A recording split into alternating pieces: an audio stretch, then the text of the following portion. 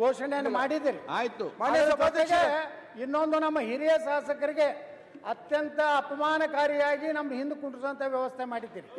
ಹೋದ ಸದನದಲ್ಲಿಯೂ ಸಹ ತಮ್ಗೆ ವಿನಂತಿ ಮಾಡ್ಕೊತೀವಿ, ನಾವು 6 ಸಲ 5 ಸಲ ಆಯ್ಕೆ ಆದಂತವ್ರಿಗೆ ಮುಂದೆ ಕೊಡುವಂತ ವ್ಯವಸ್ಥೆನ ನಾವು ಮಾಡಬೇಕಾಗಿತ್ತು. ಗಮನಕ್ಕೆ ತಗೊಂಡು ಬಂದಿದ್ದೀವಿ.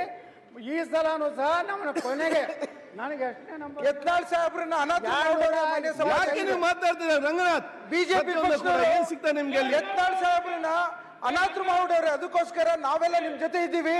ಪ್ರಶ್ನೆ ಶುರು ಆಗ್ಲಿ.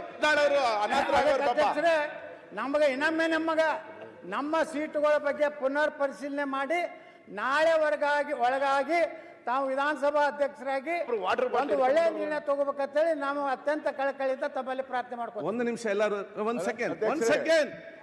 ಒಂದ್ ಸೆಕೆಂಡ್ ಬೈ ರಾಯರೆಡ್ಡಿ ಒಂದ್ ಸೆಕೆಂಡ್ ಅದು ಕ್ಲಿಯರ್ ಮಾಡ್ತೇನೆ ನಾನು. ಯತ್ನಾಳ್ ಅವರೇ ಆಯ್ತು, ಒಂದ್ಸಿದಲ್ಲ ಬೇರೆ ಪ್ರಶ್ನೆ. ಯತ್ನಾಳ್ ಅವರೇ ನೋಡಿ, ಮೊನ್ನೆ ನಾವು ಸೀನಿಯರ್ ಇದ್ದೇವೆ, ನಮಗೆ ಲಾಸ್ಟಲ್ಲಿ ತಾವು ಸೀಟ್ ಕೊಟ್ಟಿದ್ರೆ ತಾವು ಮೊನ್ನೆ ಕೂಡ ಎಲ್ಲಿ ಹೊತ್ತು ಕೂಡ ಹೇಳ್ತಾ ಇದ್ರಿ.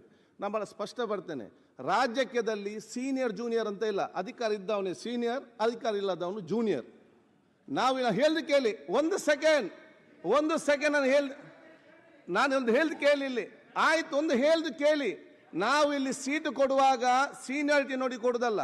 ಯಾರಿಗೆ ಜಾಸ್ತಿ ಸಂಖ್ಯೆ ನಂಬರ್ ಇದ್ದರೆ ಅವ್ರಿಗೆ ಈ ಸೈಡ್ ಕೊಡುವಂಥದ್ದು, ಕಡಿಮೆ ಸಂಖ್ಯೆ ನಂಬರ್ ಇದ್ದರೆ ಈ ಕಡೆ ನಾವು ಕೊಡುವಂಥದ್ದು. ಅದಕ್ಕಿಂತ ಕಡಿಮೆ ಇದ್ದರೆ ಆ ಕಡೆ ಬಂದು ಸೇರ್ತಾರೆ. ನೀವು ಇಲ್ಲಿದ್ದಾಗ ನಿಮಗೆ ಫ್ರಂಟ್ ಸೀಟಲ್ಲೇ ಕೊಟ್ಟಿದ್ದೆವು.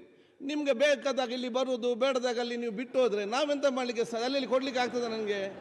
ನೀವು ನಮ್ಮ ಈ ಕಡೆ ಬಂದರೆ ಇಲ್ಲಿ ಫ್ರಂಟಲ್ಲಿ ಬರ್ತದೆ, ನೀವು ಇಲ್ಲಿ ಬಂದರೆ ನಿಮ್ಗೆ. ಉತ್ತರ ಕರ್ನಾಟಕ ನ್ಯೂಸ್, ಇದು ಕನ್ನಡದ ಉಸಿರು.